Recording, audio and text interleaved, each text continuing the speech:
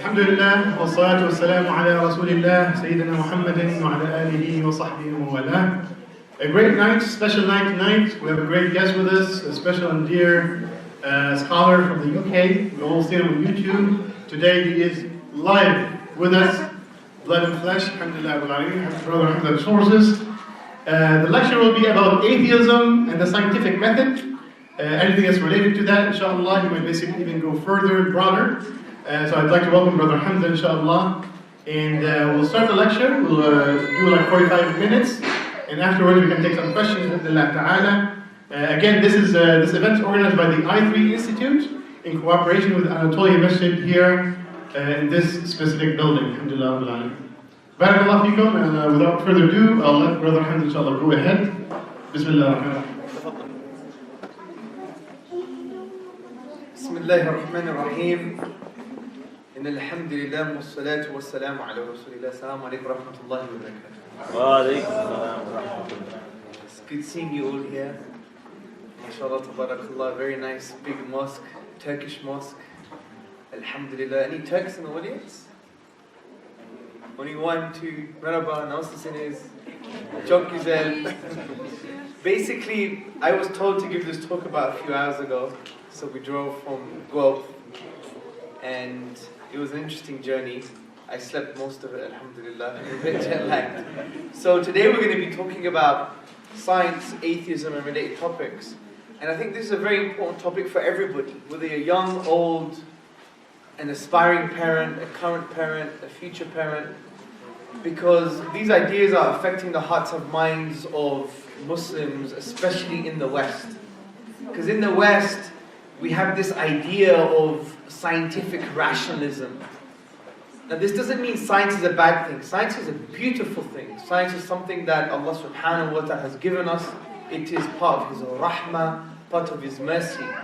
However, this kind of excessive, fundamentalist scientific rationalism is an approach that basically says that science is the only way to form conclusions about the world and reality. In essence, it's like a form of scientism, which, as I just said, is basically saying science is the only method to use, the only way to use to form conclusions about the world and reality. And therefore, when this is instilled in the hearts and mind of human beings and Muslims, they have the wrong worldview. They have the wrong lenses in which they see the world.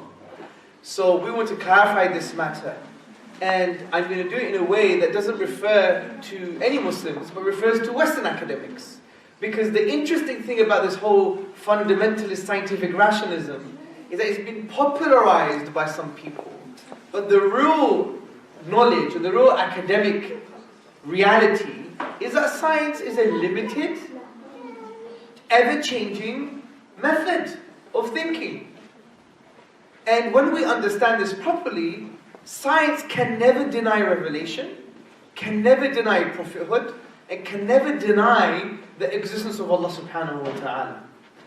When someone claims this, they are number one, lying, number two, they don't know anything about the scientific method, and number three, they don't know nothing about the usul, the foundations of science, or the philosophy of science. The only thing science can do is two things: keep silent on the matter, or suggest some evidence that you may be able to reason upon to infer that maybe there is a designer or creator. But it can never deny the existence of God. Why? Because who is Allah? Allah subhanahu wa ta'ala is one, He's uniquely one, and He is transcendent. Allah says in the Quran, لَيْسَ كَمِثْلِهِ شَيْءٌ. There is nothing like unto Him. If I made this bottle, I don't become the bottle. I am different from the bottle. Likewise, Allah subhanahu wa ta'ala created the universe. He is not part of the universe. He is distinct and disjoined from the universe.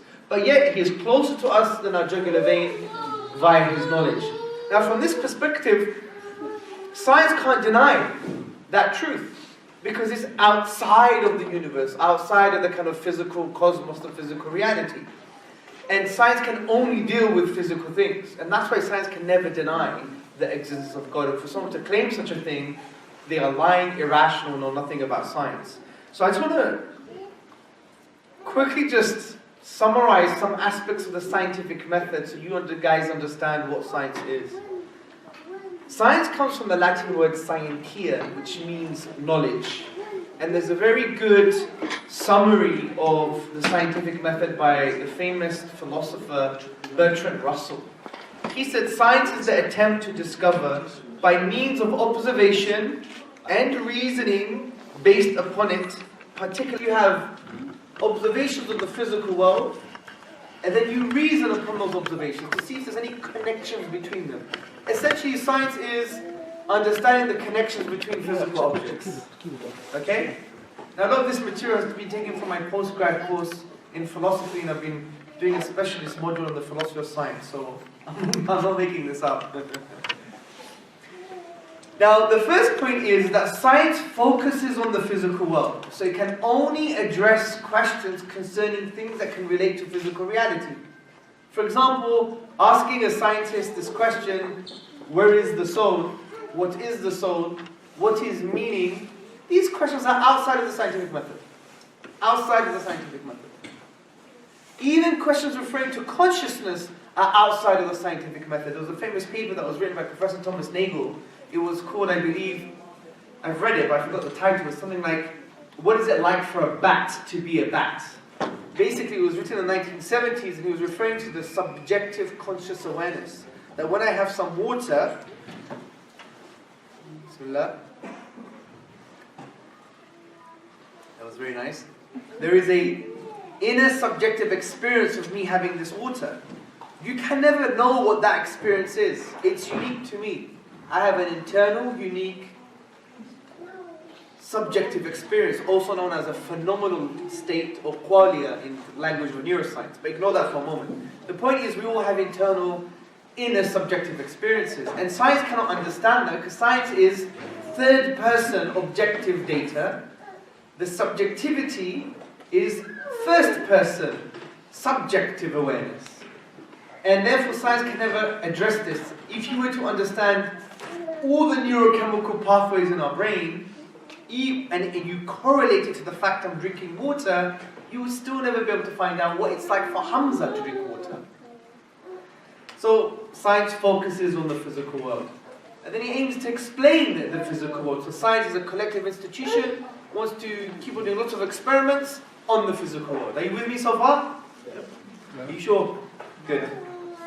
Now, not only does it aim to explain the physical world, and it focuses on the physical world, but it uses testable ideas or hypotheses to basically understand the physical world.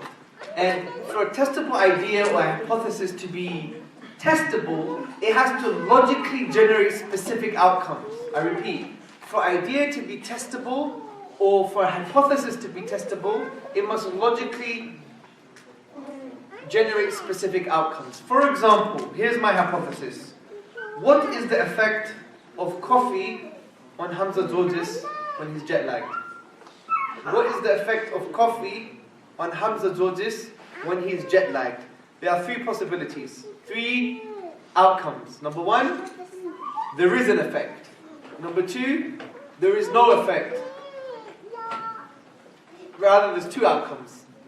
There's three in a way, because it could be an increased effect in terms of it basically affects me positively that I wake up. It could decrease, it can have a decrease, a negative effect, it makes me more sleepy, or it has no effect. The point here is, for ideas or hypotheses to be testable, they must logically generate specific outcomes.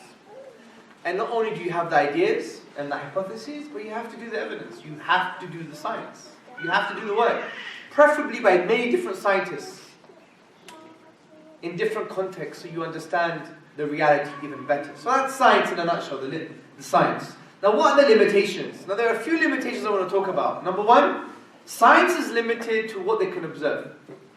Number two, science is amoral. It doesn't mean science is like immoral. Amoral is something different, I'm going to explain. Number three, science can't test the personal, like the inner subjective realities, meaning, subjectivity. Science can't explain the why, and science cannot explain metaphysical questions. A metaphysical question is a question that is, in a way, referring to things outside of the physical world, or before the physical. For example, does God exist is a metaphysical question. So let's go to the first limitation. The first limitation of science is that it's limited to observations. Now let me ask you a question, brothers and sisters. As a scientist, are you going to have an infinite number of observations? No. Are you going to have all the observations required for the particular phenomenon? No, you can never say such a thing. Because there may be a future observation or another observation you haven't encountered. And you may encounter in the future, and that observation may contradict your previous observations, and therefore your previous conclusions.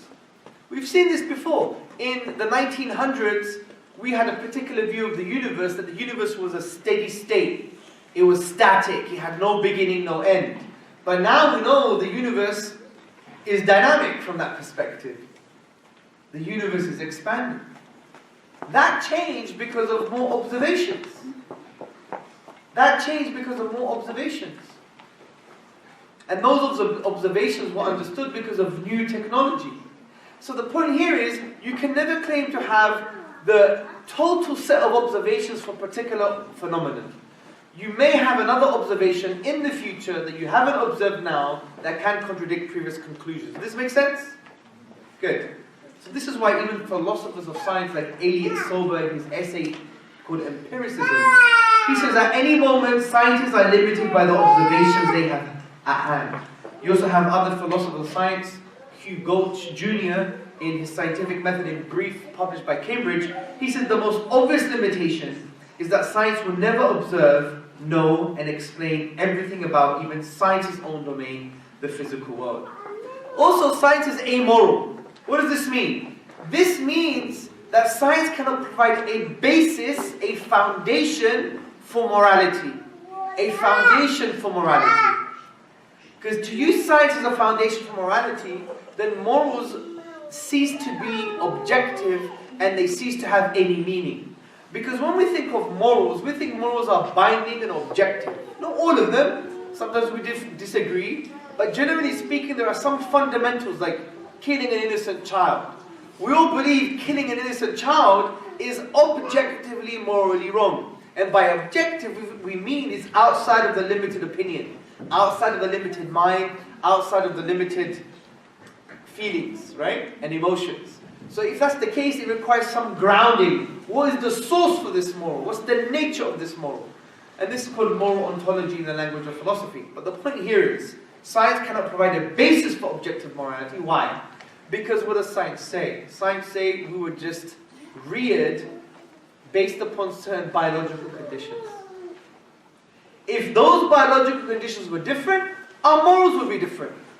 So there's nothing objective or meaningful about them. Even Charles Darwin, in his book, The Descent of Man and Selection in Relation to Sex, he said, if men were reared under precisely the same conditions as the hive bees, there can hardly be a doubt that our unmarried females would, like the worker bees, think it a sacred duty to kill their brothers, and mothers would strive to kill their fertile daughters, and no one would think of interfering.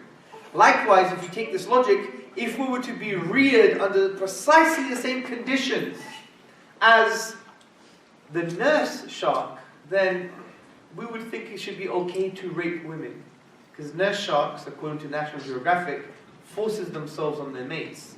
So if we're just a byproduct of biological conditioning, then what meaning and objectivity do our morals have? Because our morals therefore would only be dependent on these inevitable biological changes.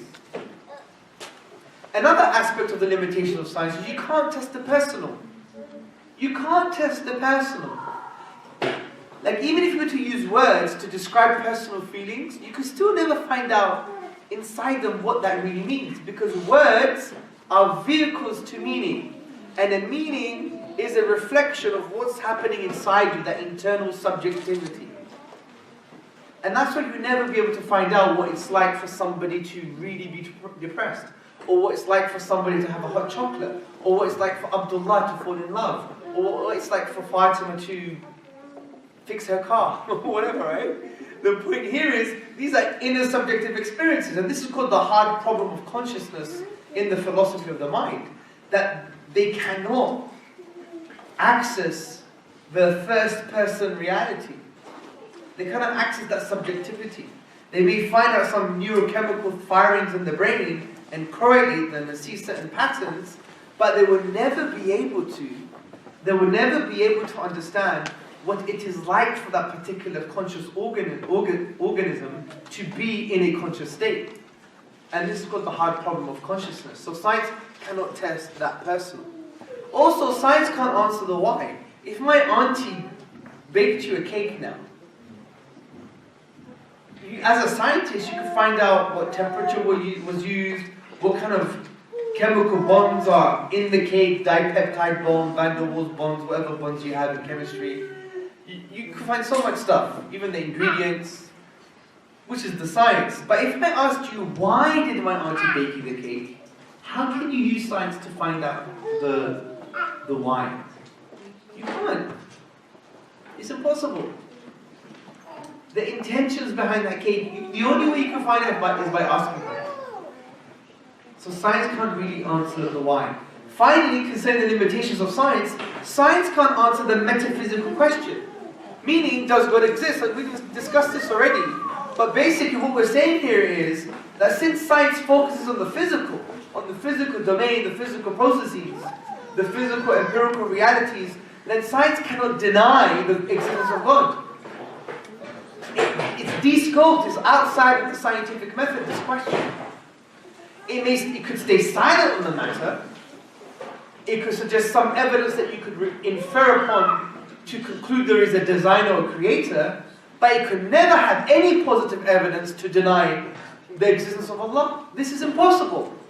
Because it's like having two rooms, and you only observe one room, and in this room you say there are 100 chairs, and then just because there are 100 chairs in this room, you say there are no chairs in the other room.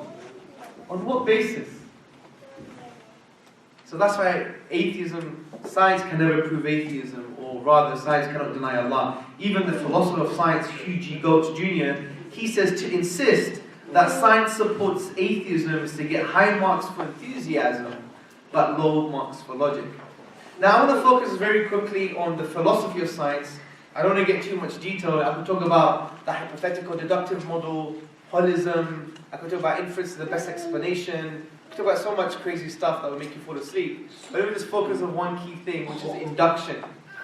Now, induction is basically kind of the bedrock to scientific thinking. And induction is a thinking process where you move from the specific to the general. You move from the specific to the general. In other words, you move from the limited set of observations to an unobserved thing. You move from the known to the unknown. Let me give you an example. I've observed 1,000 white sheep. Therefore, all sheep are white. I've moved from limited observations, 1,000 white sheep, and I've concluded for the general, they are all white. I've gone from the known, there are 1,000 white sheep, and I've concluded for the unknown, all sheep are white. I haven't observed all white sheep. And this is called probabilistic reasoning. It's not deductive, meaning it's not certain, it's uncertain. Because there may be a future observation that denies your conclusions based on that limited data. For instance, you've seen 1,000 white sheep and you conclude all sheep are white, then you go to Europe and then you see a black sheep. So therefore, all sheep are not white. Do you see? So from this perspective, the whole of science, generally speaking, is based on this thinking. You have limited observations and you conclude for the general. This is why you will never be able to have certainty in science. You're not supposed to have certainty in science. That's the beauty of science. It's supposed to change. There's no such thing as certain facts. Yes, there are scientific facts, but the F is italics. It's not bold. And it's in grey colour. Because there is always a possibility of a paradigm shift, radical change, new observations in the future. And that's why we need to be very careful when we understand science. And this is why the likes of David Hume and many others, old philosophers of the West, they concluded that you can never never, ever, ever claimed certainty using science. Now you may think, but Hamza, science works. It works. We have the iPhone, the iPad, we have computers, we have cars that can drive themselves. We have amazing things, we have keyhole surgery. Science works. I don't care about your problem of induction. I don't care that science doesn't lead to certainty. I know it's certain because it works. Now this is what you call a Richard Dawkins argument. And Richard Dawkins is not very intelligent. By the way, scientists are embarrassed of him, by the way. He hasn't published one peer-reviewed journal. Do you know that? He hasn't published one peer-reviewed journal. His main piece of research was about the selfish gene, and that wasn't new knowledge. He borrowed it from someone else. And this is why there's a big danger of the popularization, how people popularize science, and what science really is. Like there was a really interesting cartoon which basically says, there's a guy reading a newspaper who's not a scientist, and he says, wow, that's the scientific evidence, it's proof, woohoo, right? But then the scientist, he reads it and says, what a load of rubbish. What was his methods? And they go to the source, the right paper, not the newspaper, but the academic paper that the newspaper referred to, and they say, there's some gaps here, there's some problems here, it's all speculative. And there's a difference between popular science and what should be really understood, and that's why the atheist movement latches onto the popularized culture, and they use it as almost like the gospel truth. They're very evangelical with this stuff. Now, Richard Dawkins was asked in a public lecture, well, how do you justify science? Because the whole problem of induction comes up. We may have a future observation that denies previous conclusions. And he basically said, science works. Science works, that's why it leads to certainty, that's why it's true. But that is wrong. This is a logical fallacy. And listen to me very carefully. Just because something works, it doesn't mean it's true. I repeat, just because something works, it doesn't mean it's true. This is well known in the philosophy of science. Well known. Let me give you an example, the idea of phlogiston. Phlogiston was a workable theory in the 1700s. Phlogiston was a workable theory in the 1700s. And phlogiston was this idea that in combustible objects, in objects that would burn, there was phlogiston within them. And when they burned, they released phlogisticated air. Now, in 1772, Dan Rutherford used this workable theory and he discovered the truth of nitrogen. He discovered nitrogen. But a few years after, they realized phlogiston was a load of rubbish. So what lesson does that teach us? It teaches us that you can get a truth from a workable theory that is actually false. So just because something works, it doesn't mean it's true. And that's what you have to understand. So that's not an argument to justify science. So these are the kind of main limitations we discussed, okay? So now we know we're in a position to understand that science does not lead to atheism. But what I'm going to do now is show to you that the assumptions of science leads to Allah.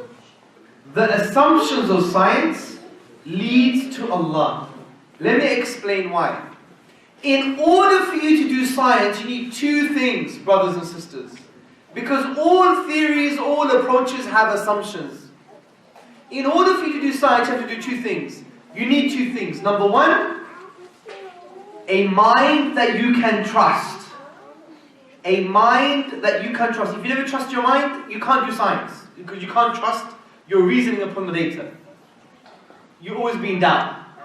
So you need a mind that you can trust. Cognitive faculties that can lead to the truth. Yeah, they may get it wrong sometimes, but ultimately they can lead to the truth. You have to have a mind you trust. Cognitive faculties that you trust. That's the first assumption.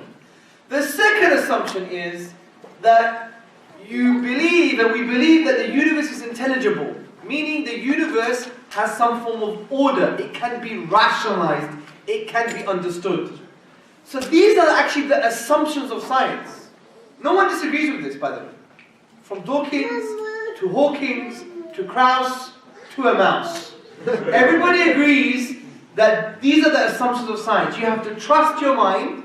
You have to have a mind that you trust, rational faculties, cognitive faculties you can trust that can lead to the truth. And you need an intelligible universe, which is a universe that's ordered, a universe that can be rationalized. So without getting too complicated, how do you best explain these assumptions? How do you best explain the fact that we need minds that we trust to do science, and we need a universe that is intelligible? How do we best explain this reality? Because under atheism, you can't explain nothing. Because atheism usually adopts the worldview called naturalism, which basically says that there is no supernatural and everything can be explained by physical processes. So if there's no supernatural and everything can be explained by physical processes, then how can you justify these assumptions with naturalism, with atheism? You can't.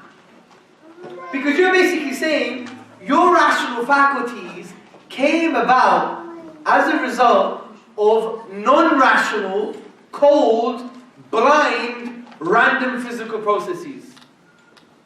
That's what they're saying.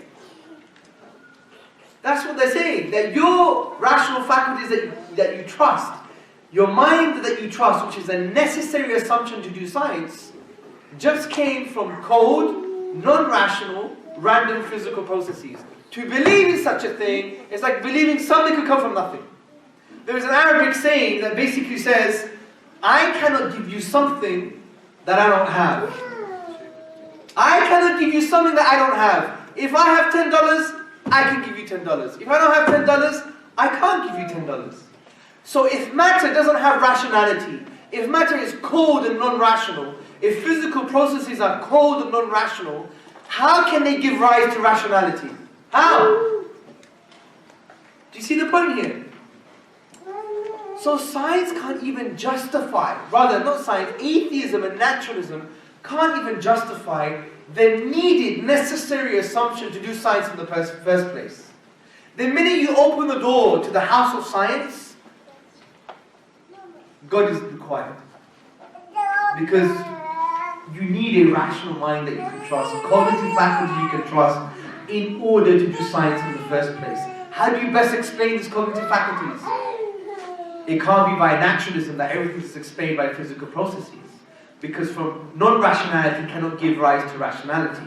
Now there is an argument though. They may say, hold on a second, our rational faculties came from natural selection, from evolution. This is rubbish. Absolute bakwas, as they say in Urdu, yeah? It's rubbish. I tell you why. Because natural selection is about survival, not truth. Natural selection doesn't care about truth. Now they may argue, but if you know the truth of your environment, you're more likely to survive. There's nothing necessary about this though. Because you can have false beliefs that lead to survival. For example, if I'm living in the jungle, and I believe the false belief that all mushrooms are poisonous, do I survive or not? I survive. Because I don't eat the poisonous mushrooms. There are some healthy mushrooms, but I don't have to eat them anyway, I can eat something else. So you can have the false belief that all mushrooms are poisonous and it leads to survival. Like Professor O'Brien makes this point. And he says, well, there's nothing necessary about natural selection leading to truth. Because it's about survival, it's not about truth. So what best explains the fact that we have a rational mind that we can trust? What best explains this, brothers and sisters, is an all-wise, all-knowing being that created the universe with human beings who have a mind, who have minds that can lead to knowledge. And the beautiful thing about this is not any old knowledge. Allah has given us an aql, an intellect, that we can trust to observe the universe and the micro-universe within ourselves, and in themselves do they not see, in order to conclude that Allah exists and He deserves to be worshipped. So that's the interesting thing. Some neo-atheists, they use science to bash religion. But the minute you even do science, you require the assumption that you need to trust your own rational faculties in your mind, and that cannot be explained via atheism. It can only be explained by theism, by the existence of God. Make sense? Amazing, huh? So, how long has been speaking for? Half an hour, good. So I have more time. Yes, 15 more minutes. And we can take questions after if people want to either write it down if they'd like to, or they can stand up afterwards, inshallah. So moving on from this, we need to teach our children, our communities, these very kind of simple but basic arguments. But I want you to understand this as well, that our deen is not just based on arguments. We believe in Islam that Allah subhanahu wa ta'ala has created a fitrah within us. A fitrah, an innate disposition. An innate disposition. There is an innate capacity that Allah subhanahu wa ta'ala has created within us that allows us to form the conclusion that Allah exists and He deserves to be worshipped. This is very important. And when you use Quran, when you use Sunnah, when you use your aql, reasoning, sound reasoning, when you have a spiritual experiences maybe, these act as trigger points to awaken the fitrah. This is why don't misunderstand the role of ayat in the Quran. When ayat refer to natural phenomena, do not think that they refer to science. They don't. We're superimposing stuff into the Quran. The Quran is greater than science. Science is limited, it changes. So there are no scientific miracles. This is a ridiculous approach in the da'wah. I would say it's one of the biggest bid'ah. I'm not joking. Because we've reduced the Quran to limited human knowledge. To limited human knowledge. How can you use something that changes to prove something that doesn't change? It doesn't make sense. The Quran is greater than this. So the ayat, when Allah says, for example, look at the camel and how it was created. Look at the sun and the moon and they are swimming. Yasbahuna, they're swimming in an orbit. These things are for everybody. The 7th century man, the 21st century man. For you to conclude that regardless of my scientific understanding of these phenomena, regardless of my limited scientific understanding of this phenomena, there still implies, you can still conclude that there must be a wisdom behind this and a creative power behind this. And that should lead you to understand that Allah deserves to be worshipped. And also these ayat are there to help you spiritually. Don't reduce the Quran to these abstract scientific notions. It's for the heart. When Allah says, you're a nutfa, nutfatin min maniyyin, you're a nutfa from a semen, you're a despised fluid. Allah doesn't want you to go to the embryology books and find out what the process is and try to change the language of the Quran just to try and make it fit to limited knowledge. This is rubbish. Allah is trying to say to us, reflect where you came from. You're a despised fluid. You came from semen. So be humble. Don't think that you were projected from your mother's womb with a suitcase and a tie and you think you're an adversary to Allah subhanahu wa ta'ala. Be humble. And you're not an individual, this neoliberal bakwas rubbish. You're individual. Meaning you're so dependent on other people. You were dependent on the physical causes that Allah created in order for you to be formed from this piece of despised mess. So understand, you must humble yourself. Because being arrogant is a barrier between you and Allah subhanahu wa ta'ala. It's a barrier to divine mercy, rahmah and love. So reflect. You were a despised fluid, so humble yourself. Understand that we're part of this interconnected family of different physical and spiritual causes. Humble yourself. Who are you? Think about this. This should be on your Facebook profile. The despised mess, not your Photoshop pictures with your diamond hijabs and diamond beards. Right? Honestly, this is serious stuff. This is how we should approach the book of Allah subhanahu wa ta'ala. And when Allah says you are an alaqa, which also means a blood clot or a leech or a worm and many other meanings, Allah's not supposed to, He's not telling us to find out the physical detail, Because he wants to address the 7th century man and the 51st century man, for all people. So the Quran is very multi-layered and multi-leveled from that perspective. So look at the deeper meanings. For example, maybe we're leeches in our mother's womb. Allah can also mean a worm or a leech. Maybe we're a leech. What's a leech? It's a parasite. It drains the resources of its host. If I put a leech on my hand, it'll be sucking my blood and it'll roll over. I won't gain anything. The leech gains everything. Likewise, the baby is very similar. If you study how babies are formed, you see that it drains the mother's, it raids her blood, it drains her resources. So maybe Allah is saying you are a parasite in your mother's womb. You are a parasite. She willingly and peacefully and willfully gave up her resources and her energy for 9 months and even after that much more just for you to be alive. So humble yourself and be loving to your mother. And understand that you are dependent on her, and ultimately she and you and everything else is dependent on Allah subhanahu wa ta'ala. This is a far more profound way of looking at the book of Allah subhanahu wa ta'ala. So, we have fitrah. It's an innate disposition. And don't forget, we have the pre-temporal timeless covenant with Allah subhanahu wa ta'ala. When Allah asked the progeny of Adam alayhi salam, who is your Lord? Am I not your Lord? And we said, of course. So the role of the fitrah is that, as you know in the hadith of Sahih Muslim, the Prophet sallallahu alayhi wa sallam said that every child is born in a state of fitrah, but his parents basically change him. There's a socialization effect that deviates the fitrah, that changes the fitrah. Our job is to preserve the fitrah of our children. And when you use Quran, Sunnah, experiences, even sound aql, sound reasoning, all of these things awaken the fitrah in order to understand Allah exists and He deserves to be worshipped. So let us summarize what we discussed today.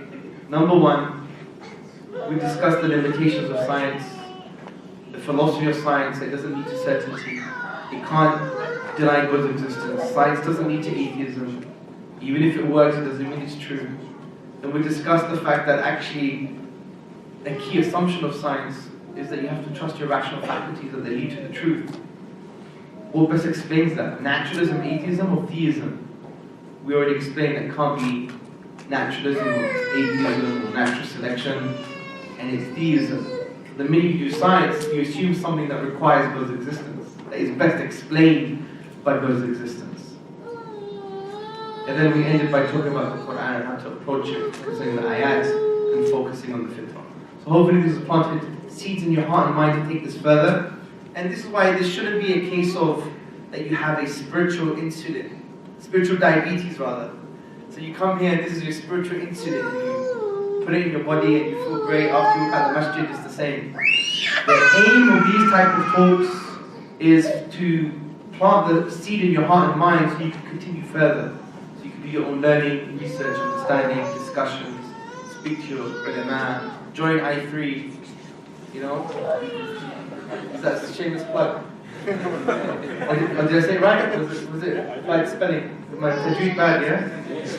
I3, yeah? Okay, no problem. So, may Allah bless you all. Keep united. Use this masjid, wallahi. This is going to be crushing on you on the Day of Judgment. I know I'm tired, so my defenses are down. But this masjid would crush on your heads on the Day of Judgment. Maybe, metaphorically, because you're going to be accountable for it. Honestly, all the money you spent on these beautiful things, pillars, etc., carpets, heating, God knows what you had. We have jacuzzi as well. It's an amazing masjid. MashaAllah, tabarakallah.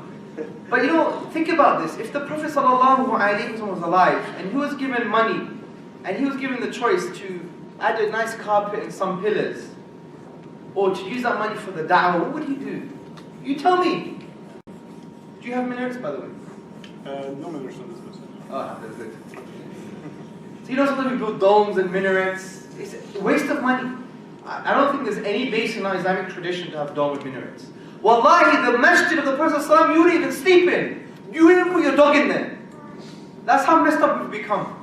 So when you look at this bricks and mortar, it's fantastic, we need it, it's good for the youth, for facilities, but don't underuse it, brothers and sisters.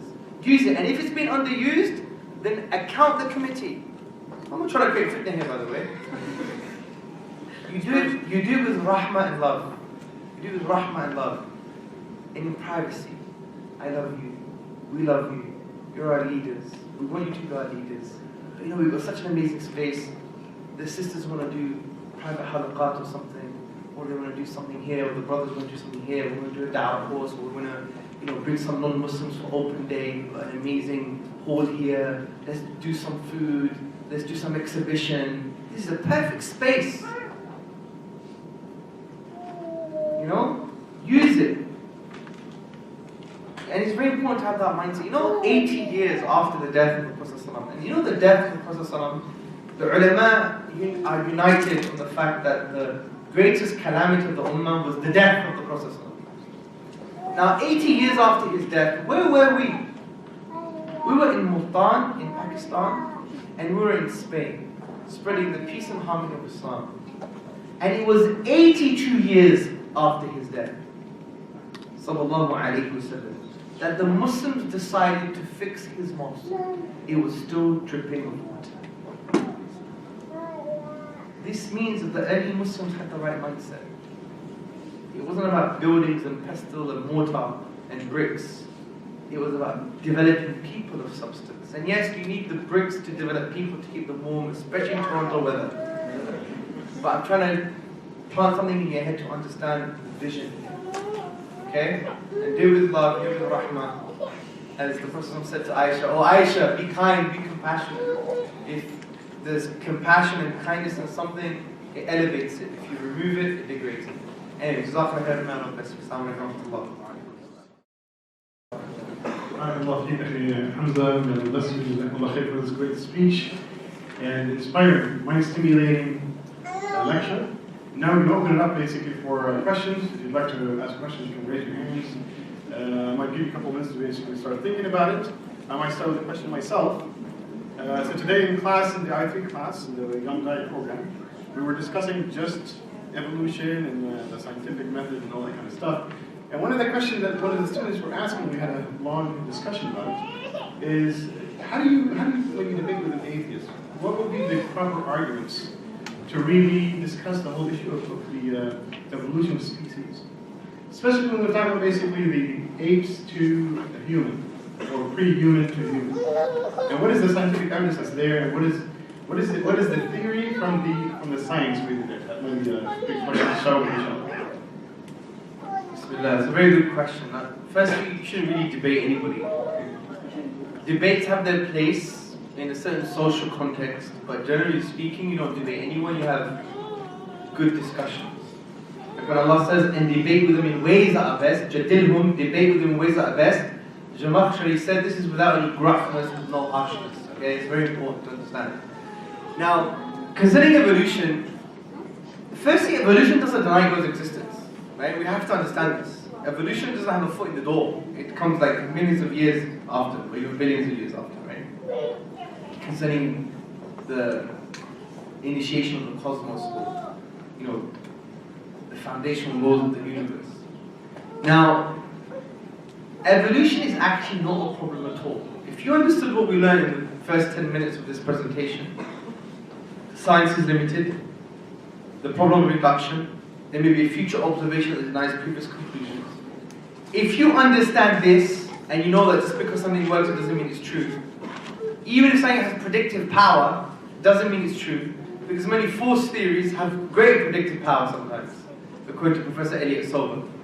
So once you understand this, all you need to say is this: evolution is the best that we have, right? It doesn't mean it's the truest. Because currently, according to the scientists, it's the best that they have. Okay? It doesn't mean it's the truest. It doesn't mean it's the truth. So as the Muslim scientist, you could accept the framework, the model, because frankly, there is no other alternative at the moment that gives predictions. Let's be fair. Even intelligent design doesn't give predictions. So scientifically, it doesn't have the same value. So they have this theory of evolution. Accept it from a limited human scientific perspective. You don't accept it into your aqidah or your creed. No. You play with it, see what happens, and you know that it doesn't mean it's right. That's the easiest way of putting it. So when someone says theory of evolution denies your book, you say, no, it doesn't really, because where does the theory of evolution come from? It has a philosophy, the scientific philosophy, problem of induction. Is it certain? No. Is it 100% fact? No. My book is, I have reasons for that, and I'll show you. And that's it. There's no need for reconciliation. That's the easiest way of doing it. Now, to go into the science could end up being embarrassing, because you have almost like a consensus of scientists that agree with this perspective. And what you need to understand is that even within the theory of evolution, there is ikhtilaf, there is huge differences. They're moving away from the tree of life, now they're going to the bush of life. Honestly, then they got issues with genetics, epigenetics, horizontal gene transfer. Lots of things are changing now. And key things in the theory of evolution. But as a whole, I wouldn't say deny it scientifically. You could deny it creedally and philosophically, because you know you have another source of knowledge, which is the Quran, and you accept it. But from a practical perspective, you say, yeah, I agree it's the best that we have, but it's not true though, but it's the best that we have. And that deals with all the arguments. You don't have to debate it. Then you can talk about Allah in His book. It's actually that simple. Remember, Allah is Al-Hakim, the wise. He has the totality of wisdom and of knowledge. We have the particular fragmentary pieces of knowledge. In other words, Allah has the picture, we have the pixel. And science is the pixel. And sometimes we get it wrong. And we've seen in the history of science, we've got it wrong so many times. So why do you think this Darwinism thing is going to be wahi? This is haqq. It's not. It's the best that we have practically. There's no current alternative that has strong predictive power. Accept it from a scientific paradigm, from the pixel. But don't bring it into your aqidah or creed. You don't, because it's dhanni anyway. It's dhanni, it's speculative. So yeah, I accept the theory of evolution is the best that we have in science. But it may not be the truest. But by the way, forget about that, sir. Let's talk about God. We've got good evidence He exists and He deserves worship. I've got good evidence that this Prophet, Muhammad ﷺ, is His final Prophet. And I've got good evidence concerning this Quran. And that's it. It becomes a non-issue. And when you do that, then people are fine. It's just a non-issue. We only make it an issue because we think that the science is the gospel truth. It's never going to change. It's haqq. And therefore we have to reconcile. You don't need to reconcile something dhanni with something that is certain. You don't need to do that. So just accept it for what it is. Scientific method, it changes. Evolution is evolving. You get the point? So anybody wants to ask some questions, you can put your hands up, inshallah. Fadl. Stand up please and speak up as loud as you can. His name's Osman, by the way. So, and he's a budding neuroscientist.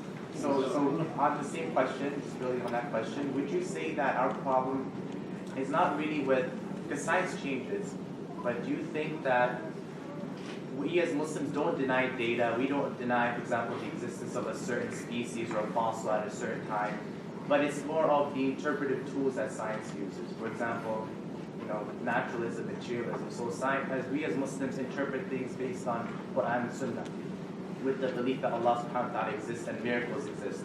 But science comes from the presumption and the assumption that there is no such thing as miracles, and that we interpret things based on, everything has a material cause. And so do you think that sometimes, even if very hypothetically, it doesn't change evolution? Our problem is not with the data, but do you think it's more with the philosophical tools that they use to interpret it? So yeah, the question was basically very quickly for those who didn't hear it, is our problem, he's saying, is our problem as Muslims, is it more with the tools that underlie the scientific method as science, rather than the data, because the data is more of observations? It's a good question. Our problem is both in a way, because the data can change. The minute you think it's certain, it means that this is all the data you're going to have. So that's the problem.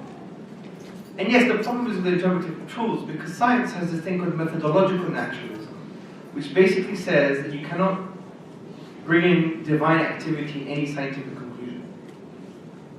So, from the minute you open the door, you can't entertain the God question. So yeah, you're right. So we see things in a totally different way. Now, based on your question, you have to distinguish between evolution and the theory of evolution or Darwinism. They're two different things, technically. Evolution has got 6 different definitions. But generally speaking, evolution is about change. That's what it is. Change in biological organisms. This you can never deny. You deny this, you deny your aql. Yeah? Change in biological organisms.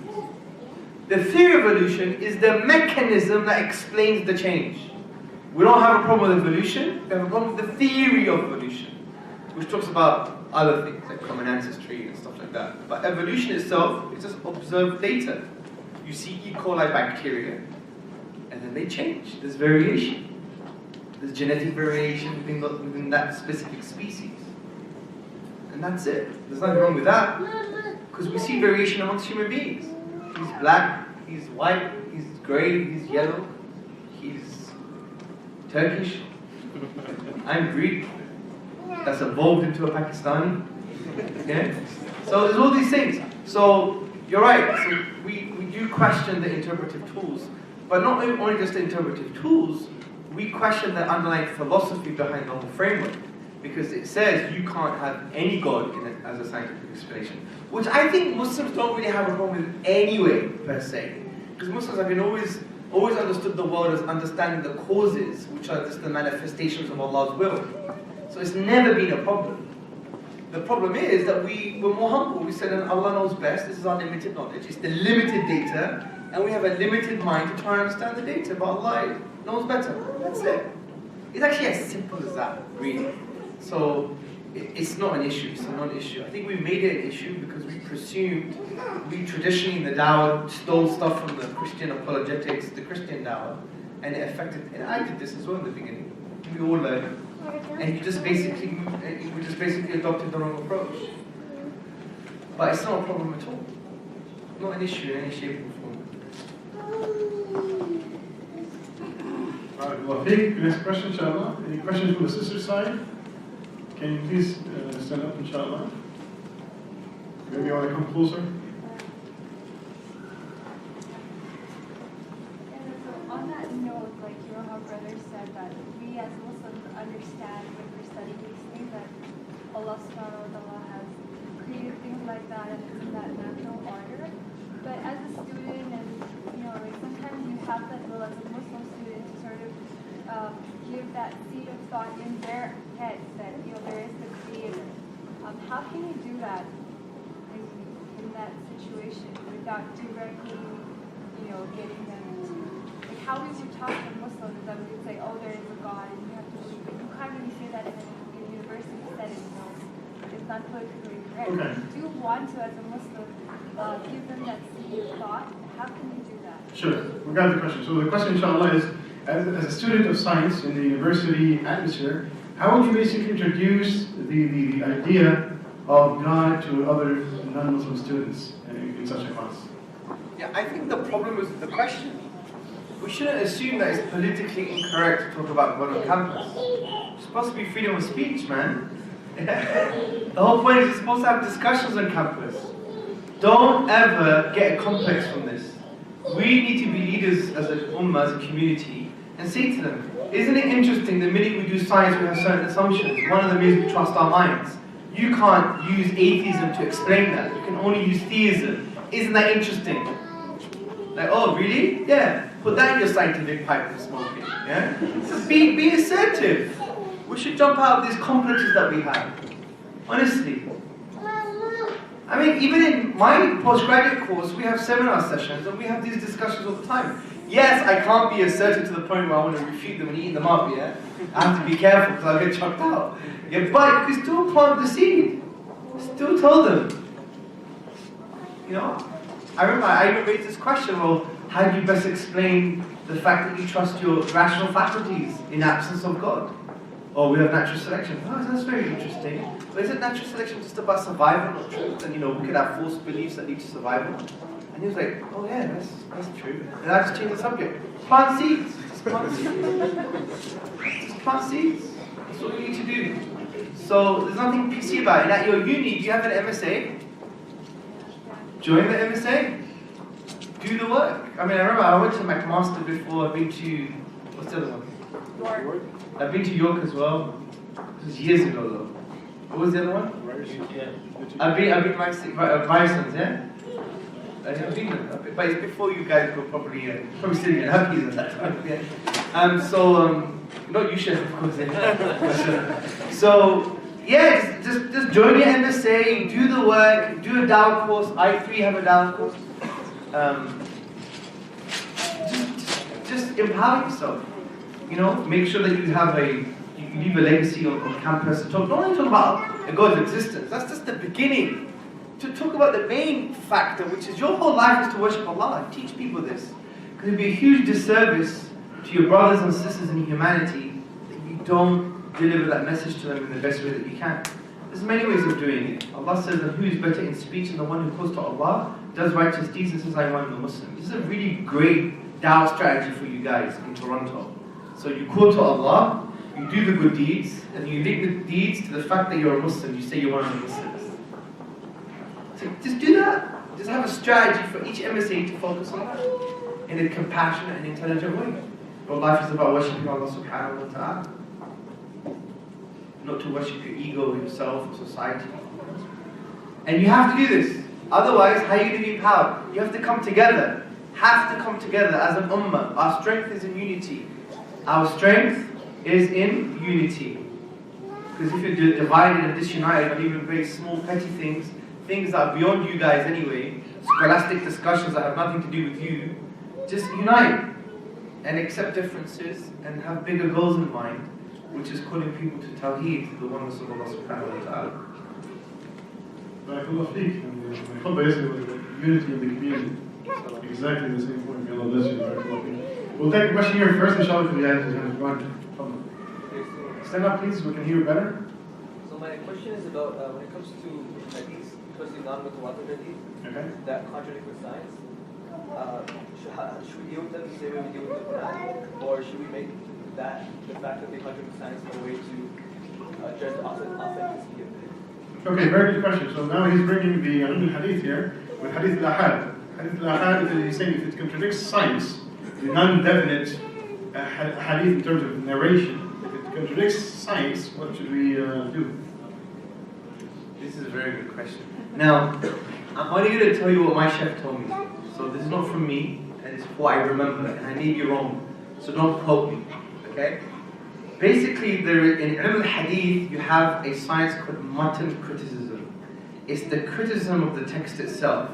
Because you may have an isnad, you may have a chain of narration that is fine, and that can potentially lead to sahih hadith, but the problem could be within the text itself. And this is a very, very deep science. Very deep science. To the point where they even talk about the linguistic genre.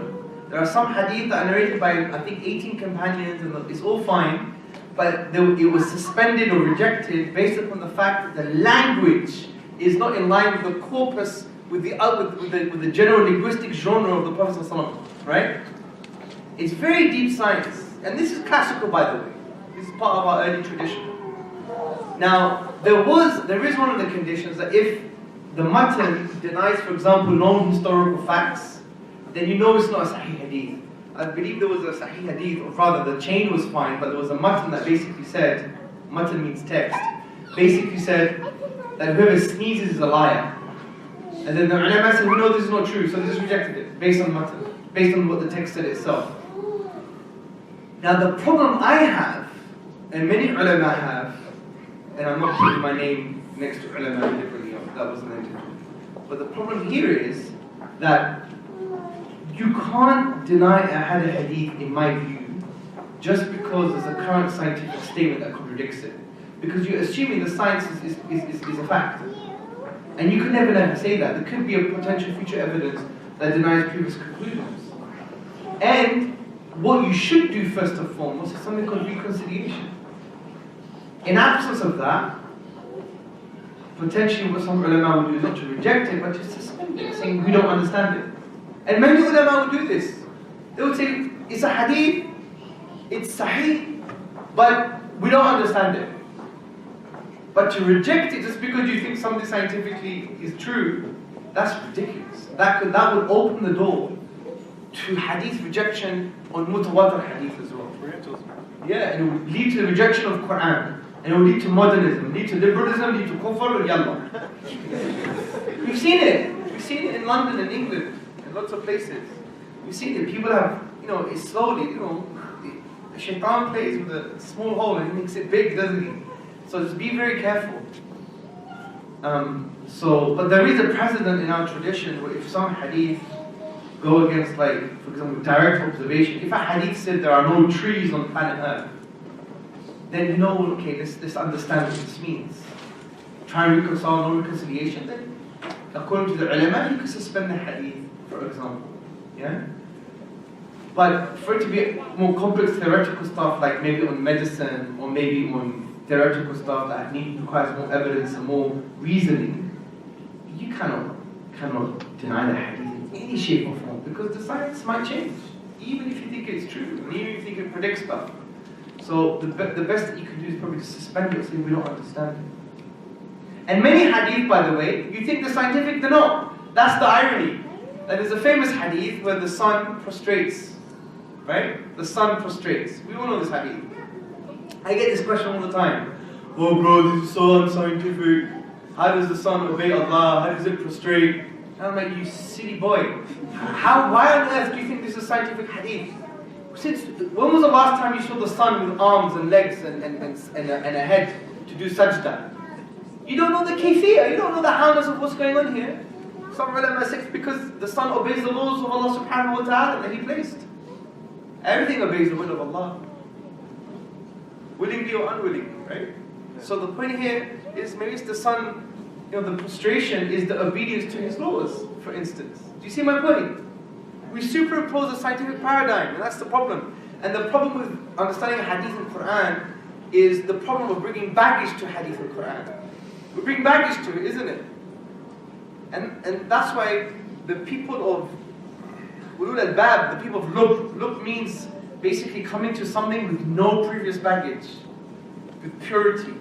That's pure reason, pure rationality, not with any kind of intellectual social baggage. Allow the Quran to speak to you, allow and understand it properly. We superimpose reductionist, empirical, scientific paradigms on it. And that's where sometimes we don't understand it. So, when it comes to these kinds of hadith, but obviously always go to a scholar. Always, for sure. Because of some hadith we thought were unscientific, and after a few years we thought, oh my god, this makes sense. There's a hadith that basically says that there is, I think it's an Abu Dawud, check this out, that there is an ocean underneath hot rock on Earth. There's an ocean underneath fire or hot rock. Is that scientific, bro? But you know what they find recently? That there is an ocean bigger than the oceans on Earth underneath the hot crust. Do you believe that? It's phenomenal, isn't it? I'm not saying that's what the hadith refers to. I'm not doing that correlation. No. But it's interesting. So I'm trying to say to you, I'm just trying to show the point that science changes. And science changes sometimes to the point that embarrasses the way we've approached the Quran. Sometimes we say Quran proves the Big Bang, the heavens and earth, we close them asunder. And indeed we're expanding it, right? This is not the Big Bang. How do you know? What model of the Big Bang? Let's not read the magazines. Because Big Bang has certain data, right? Background radiation, all of this stuff. There are about 20 competing models, or there are many models to explain that data. And they disagree with each other, those models. Quantum fluctuation model, oscillating model, the Friedman, the Night-Claire model, this model, that model. Crazy stuff, right? So, which model are you talking about? Do you see? About the expansion of the universe. Even just last year, some cosmologists said, actually, the universe is not expanding anymore. Now, we gave the meaning to that ayah. In that ayah, tradition just meant the universe is big. That's what it meant. I think it was Ibn Abbas radiallahu anhu. He said the universe is vast and Allah has provided rizq in the universe. That's it. Do you see my point? We superimpose stuff on the book of Allah subhanahu wa ta'ala. We need to be very careful. And we deify science. We've made science the God. It's not. It's the pixel. Allah has the picture. And that's, if we approach it that way, we'll always be cool. Bring, bring any contention, any scientist. Khalas, no problem. I did this once in Hyde Park. I stood up, started talking about something. I was, oh, the Quran says science thing is wrong. This science thing in the Quran is wrong. I said, so what? I said, what's science based upon? Induction. Does induction lead to certainty? No. Can you have a future observation that contradicts previous conclusions? Yes. So relax. Everyone started laughing at him. And he agreed. Do you see my point? And Allah knows best. Since you mentioned, I guess, quantum fluctuations, I do have a question myself now, since we discussed it also a couple of days ago. Stephen Hawking basically wrote a whole book trying to prove that basically the universe can come out of nothing, which is a total absurdity from the Muslim mind perspective and intellectual. Talking about basically quantum laws of physics with quantum vacuum leading to the existence of the universe. What do you say about this? How do you advise people to approach it? Yeah, I mean, it's not about definitions. You just need to ask them what do you mean by nothing. Because usually it means something. Like Lawrence Krauss wrote a book on the universe from nothing, and his nothing is something. He always says nothing is very unstable. Because his definition of something, of nothing, is the absence of time and space. But in physics, the absence of time and space, you still have some kind of quantum reality. A sea of fluctuating energy. What we mean by nothing is absence of anything, no thing. So his nothing is quite funny. He's changing the linguistic, he's playing linguistic gymnastics. His nothing is like saying, you know what, I had dinner last night and it was nothing. Yeah. So ask them what they mean by nothing. And secondly, what I remember about Stephen Hawking's approach was that you still needed gravity in order for the universe to emerge. Now this was a quantum type of gravity, but they don't not understand gravity anyway. All this stuff is theoretical rubbish. It's speculative. They just it just gives them money for books. If you go to original research, they would say themselves, this is speculative. We don't have enough empirical evidence to justify this. So I don't even take it seriously. Honestly, use that book for a doormat. Yeah? Not that we should do that to books here. We should respect books, but I'm using mubalagha, hyperbole, just to raise the point. It's not serious stuff. Even Lawrence Krauss said, this is tentative, plausible. We don't have enough empirical evidence to justify my conclusion. So don't worry. So he presumes gravity. But gravity only works if you have physical objects. Because gravity is the force of attraction between two physical things. And I know quantum gravity is a little bit different, but you still need stuff there, even if it's energy. So his nothing is not nothing, per se. Do you see?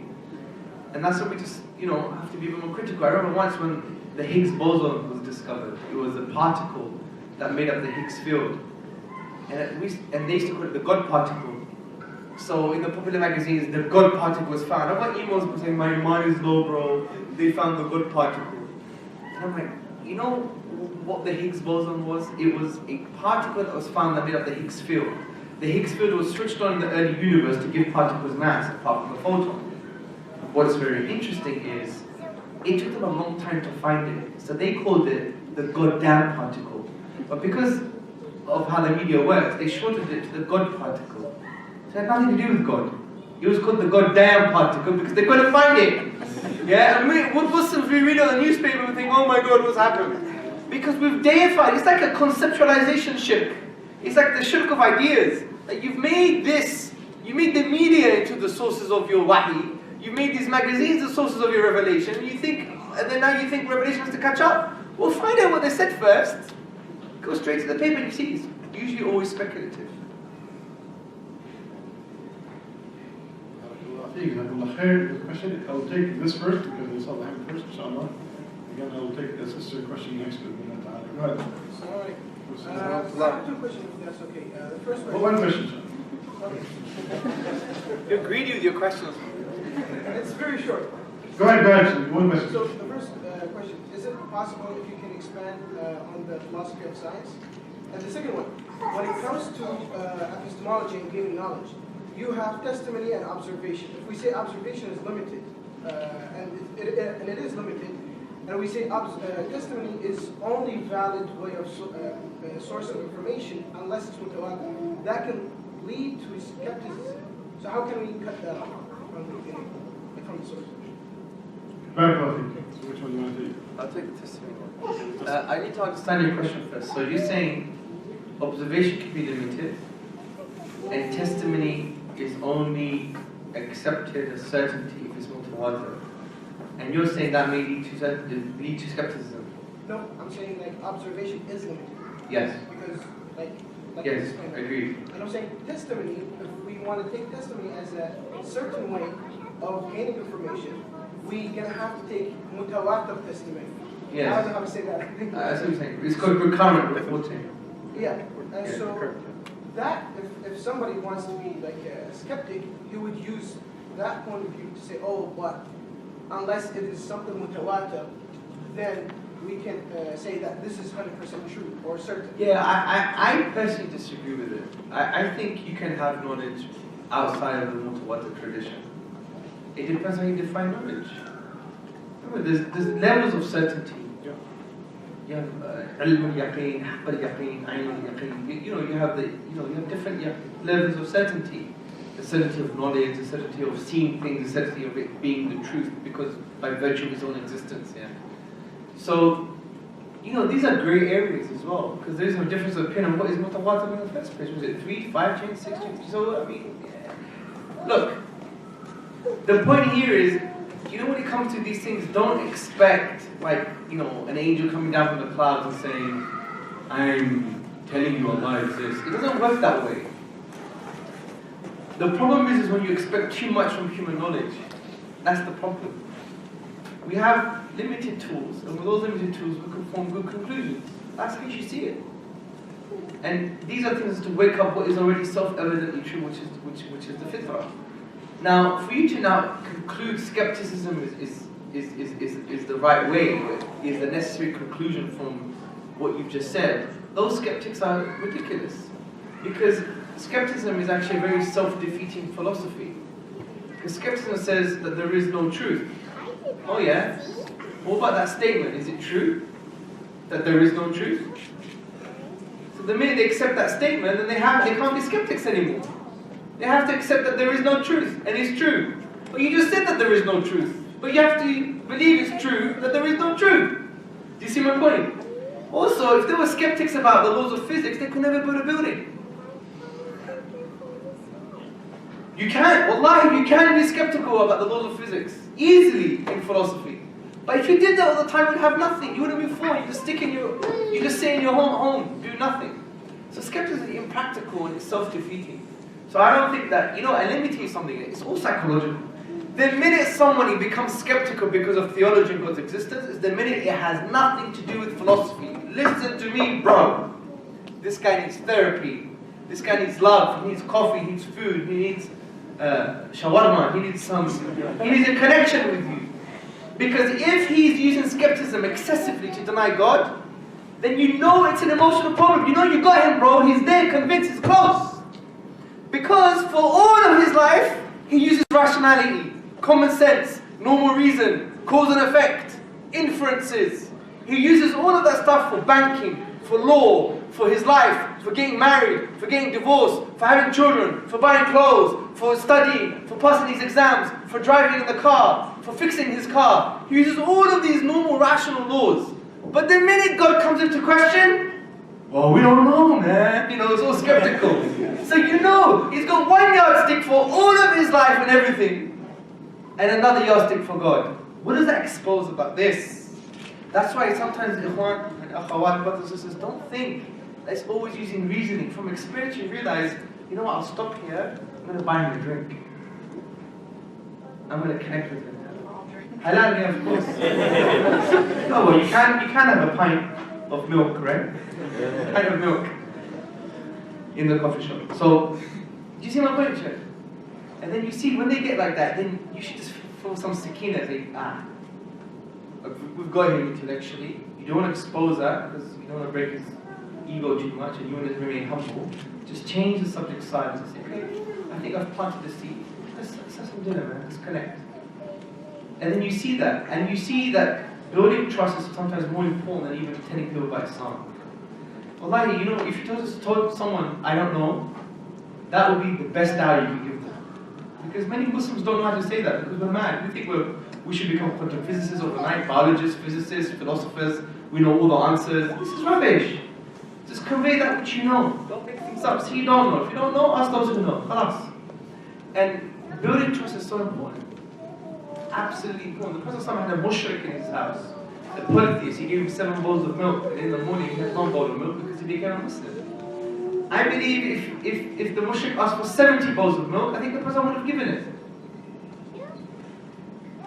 So the point here is he built trust, connected with people. When's the last time you had a non-Muslim in your house having dinner? Do you see my point? So these things are emotional for them, and you see it. And that's why sometimes, even in the philosophy of the mind, they would even deny that we have an internal conscious awareness, just for their materialism to be sound. They're called eliminative materialists. They come up with absurdities, honestly, just for their worldview to remain the worldview. And not just that, even in science or philosophy, they will do things what I call God replacements. For example, the multiverse, infinite number of eternal universes, powerful, that can create other universes. Doesn't sound like God to me, man. Yeah? Qul huwa Allahu ahad right here.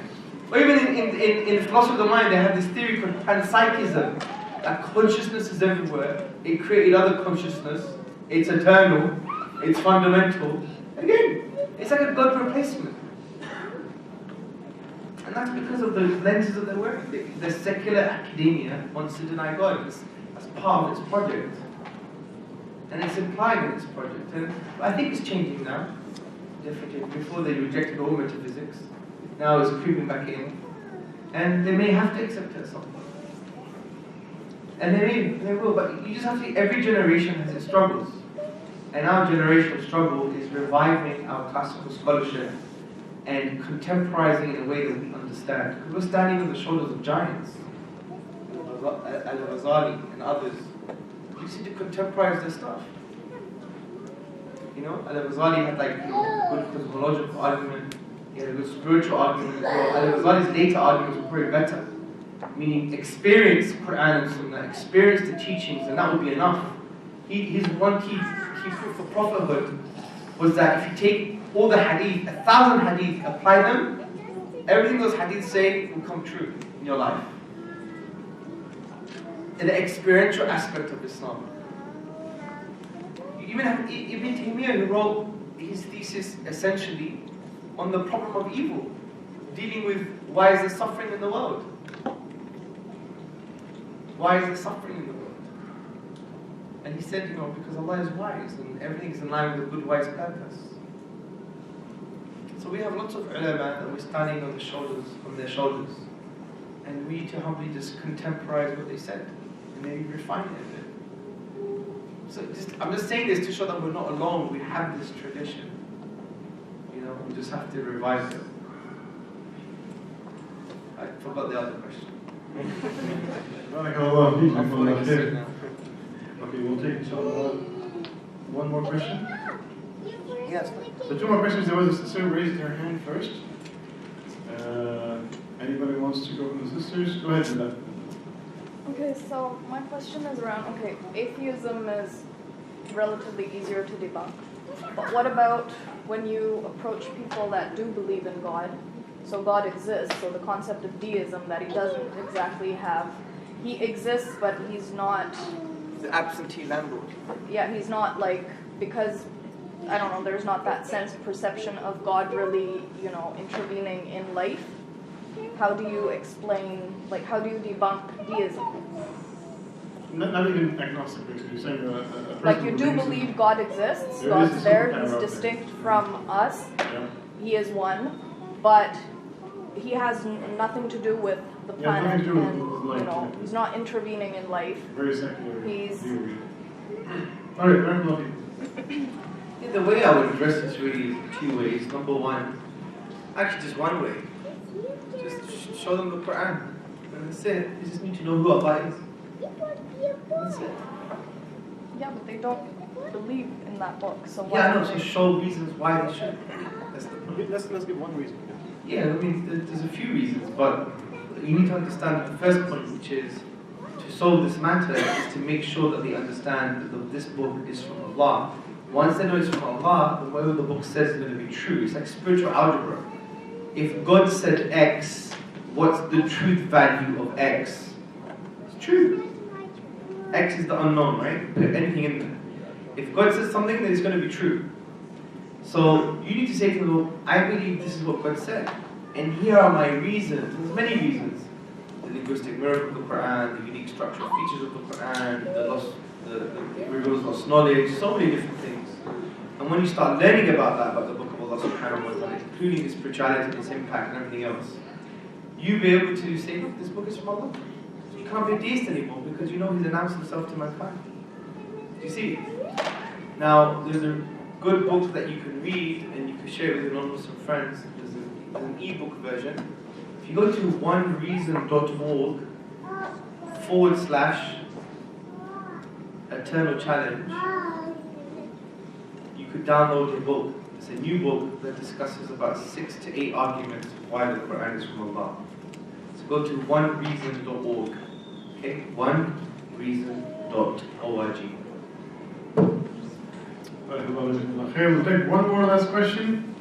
I think you had your hand up, inshallah. Go ahead. I volunteer with an MSA in a college close by. And I used to teach, I learned it from IR, the Gurab method of the Dawah. And while teaching it, I faced a question that I couldn't really answer. It's about causality, which is, it went a bit into imagination where if we're saying that we have a beginning, so that we need a creator that does not have a beginning. But what if there's a different kind of beginning for that creator that's different than ours? A different beginning of the Creator, other than... A different kind of beginning than what we could understand. Oh, we can't understand, okay. This is what I call the fallacy of the phantom option. It's the fallacy of the ghost option. Because, you know, that reasoning implies you could say anything. What if, bro, that you're not really asking me a question about causality? What if you're not really here, I'll just make you up? What if, bro, that, you know, you're just a ghost?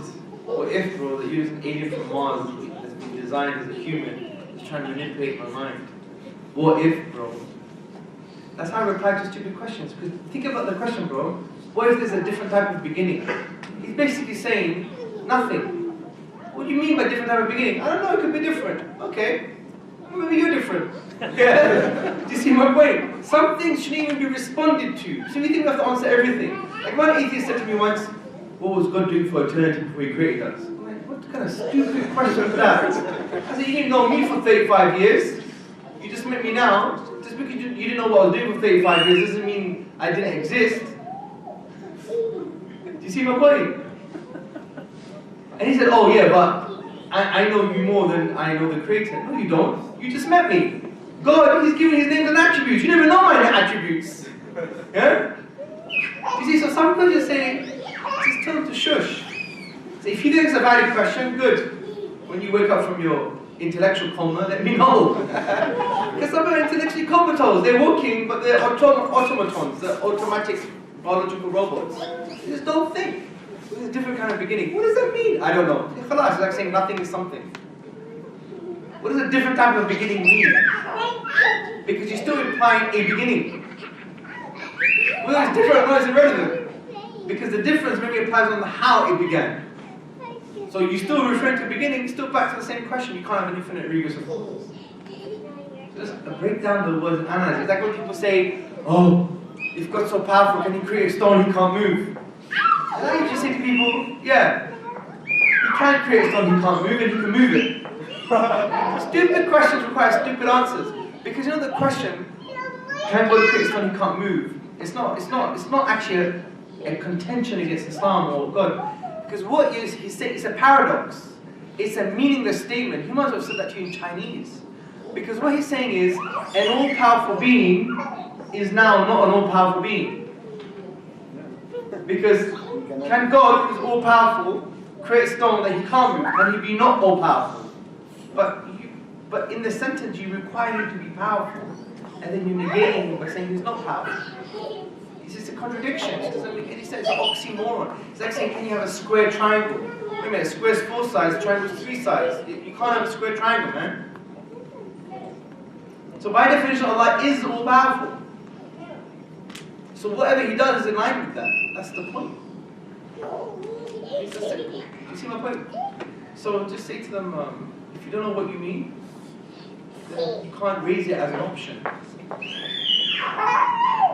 Because intellectually, you have to have something that's substantial. You can't say, what if there's a different beginning? And you can say, what if there's a different beginning? What if there's a different beginning?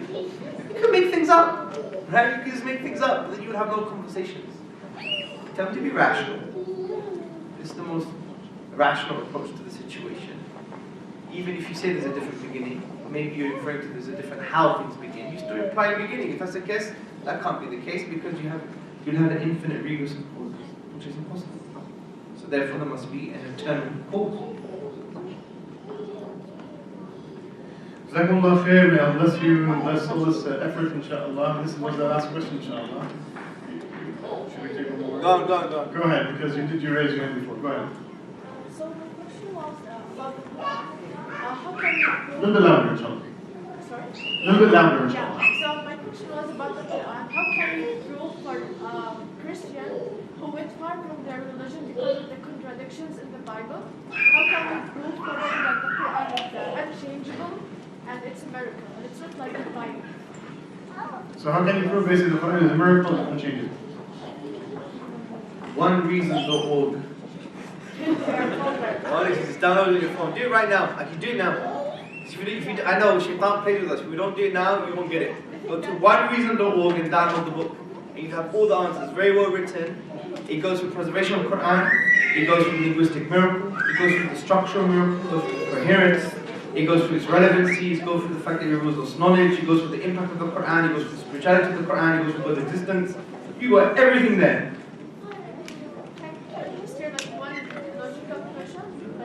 One logical point. Let me think. No, let me think.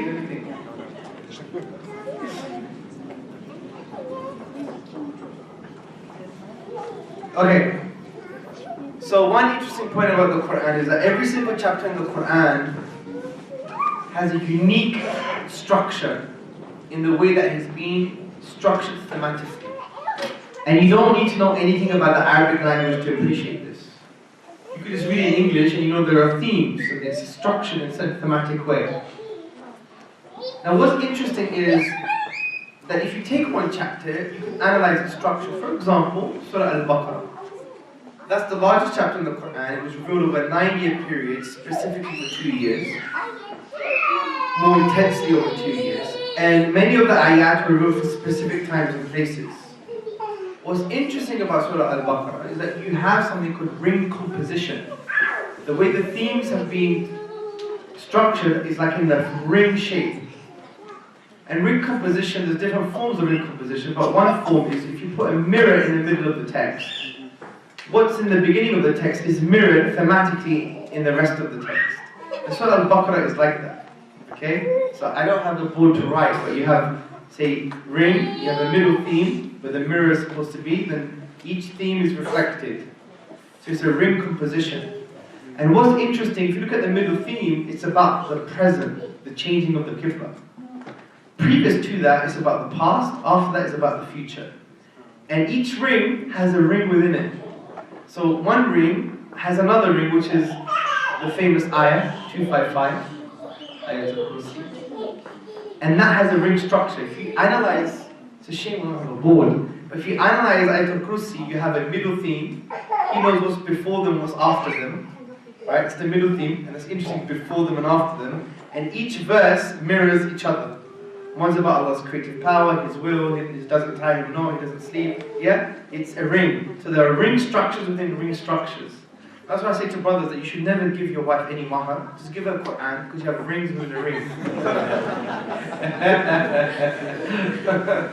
So what do you want, sisters? A diamond ring or rings with a ring from Allah subhanahu wa ta'ala, yeah?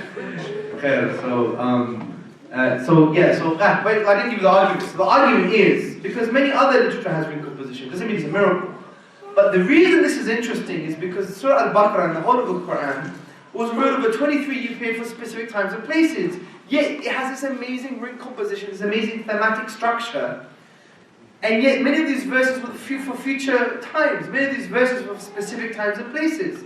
This means that the author who designed this must have known the future. And if you know the future, this makes sense of God. So that's one argument that's in the book, but there's more detail in it. Many of our classical ulama talked about this, and even modern Orientalists like Raymond Farron, etc. So I'm jet lagged and I feel quite, about to collapse. I need some good Turkish coffee. Yeah. Barakallah feek, jazakallah khair. We're going to end it here, inshallah. Big thanks for our brother Hamza, inshallah, who actually accepted our quick and last minute invitation. And a huge thanks for the audience who, within a couple of hours, literally we have over 100 people in this room. May Allah bless you guys. I hope that you enjoyed the lecture and learned something, inshallah. Barakallah feekum. Don't forget, this was hosted by the I3 Institute and the Anatolia Masjid. Please go to the Facebook and like our pages so you can actually get event notifications.